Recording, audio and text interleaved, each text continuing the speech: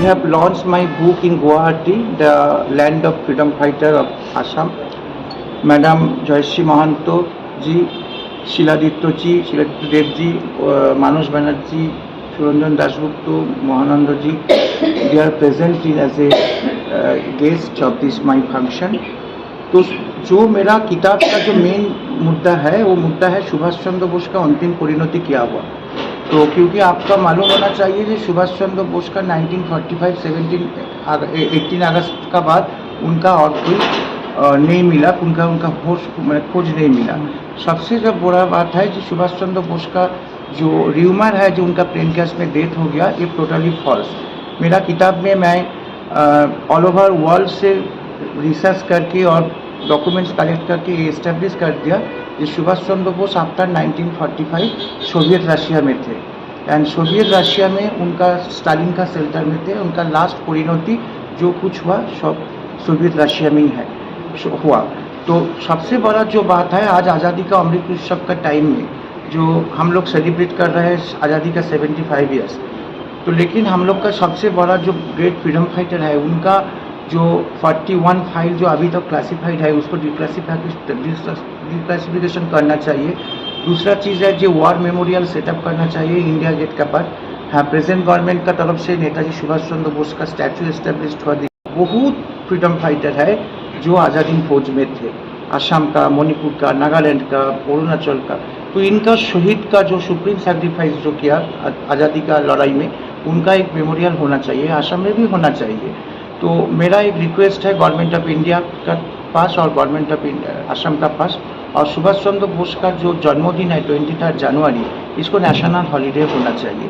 और मेरा जो किताब जो है चेका और रोड ऑफ बोन्स, चेका है जो सोवियत रशिया का, अभी जो रशिया है दिदेन सोवियत रशिया, उनका जो खुफाई एजेंसी थे केजीबी का जो टॉर्चर पॉलिसी है उनका नाम है चेका। और रोड ऑफ बोन्स मीन्स जो सेकेंड वर्ल्ड वॉर में जो वॉर प्रिजनर्स थे, जो सोवियत रशिया का साइबेरिया लेबर कैंप में जो उनको जो रखा हुआ था, तो उधर उनका डेथ होने के बाद उनको बैरिड और कबर्ड दे दिया था वो एक रेन नोटी का टेम्पल, रेन नोटी का पास, उधर ही एक रोड कंस्ट्रक्शन हुआ, वो उसका नाम है रोड ऑफ बोन्स। तो हम लोग, मेरा जो रिसर्च का तरफ से मैं रिफ्लेक्ट किया मेरा किताब में, जो सुभाष चंद्र बोस का अंतिम परिणति सोवियत रशिया का ओम्स में यासपुर जेल में ही हुआ। ये किताब कोलकाता में 23 सितंबर लॉन्च हुआ था, दूसरा बार गुवाहाटी में आज हुआ, बॉम्बे और दिल्ली में होगा और मैड्रास में भी होगा। ऑल ओवर इंडिया में ये किताब का लॉन्च होगा। और इसका तरफ, ये किताब का तरफ से जो सुभाष चंद्र बोस का अनुरागी है ऑल ओवर कंट्री में, उनका एक ही मुद्दा है जो हमारा leader Subhash Chandra Bose is great leader, और इनको जितना रिस्पेक्ट देना चाहिए इसको देना चाहिए, क्योंकि आज़ादी का बाद 1947 के बाद उनका कंट्रीब्यूशंस को ठीक से हम लोग रेस्पेक्ट नहीं किया। वो अभी टाइम आ गया उनको रेस्पेक्ट देने का। মুখাৰ্জী নিজে এগৰাকী অভিজ্ঞ সাংবাদিক, তেওঁৰ লেখাৰ যিটো গুৰুত্ব বহুতে লিখে, আপুনি এগৰাকী বিশিষ্ট লেখক সাহিত্যিকৰ ভিতৰত। তো আজি কিতাপখনৰ কোনখিনি গুৰুত্ব থাকিব, কিয় পঢ়িব লাগিব?